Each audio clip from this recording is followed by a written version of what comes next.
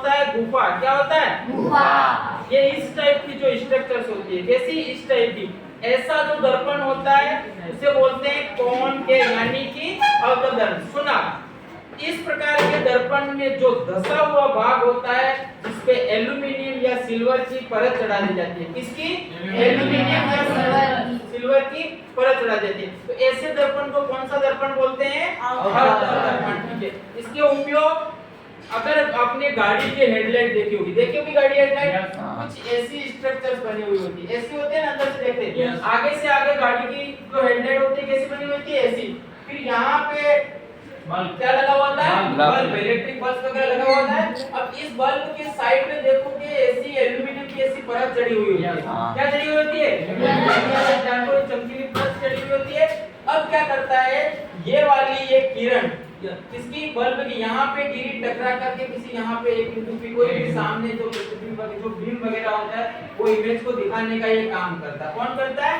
अवतल दर्पण। तो पहला यूज इसका हो गया। अवतल दर्पण का जो पहला उपयोग होता है वह कहाँ होता है? गाड़ी के हेडलाइट के अंदर। किसका होता है? गाड़ी के हेडलाइट। डोंट राइट बेटा, लिख मत उसको। दूसरा आप बताओ, दूसरा कहाँ यूज होता है? जो डेंटिस्ट होता है ना, दांतों का डॉक्टर, वो क्या करता है?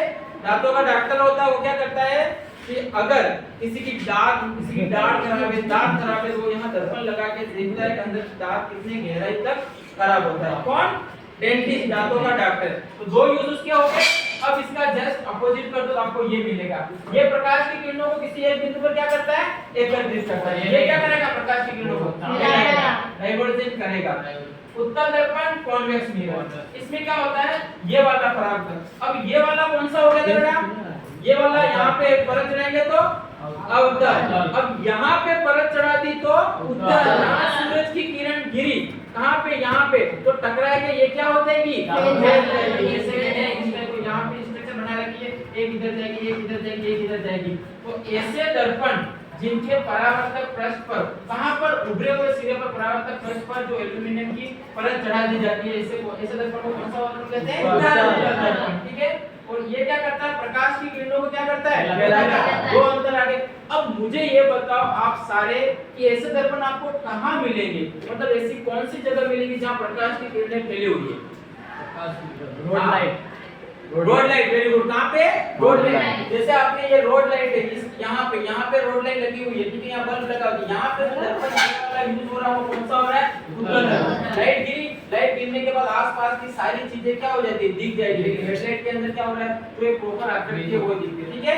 तो स्ट्रीट लाइट बोलते हैं।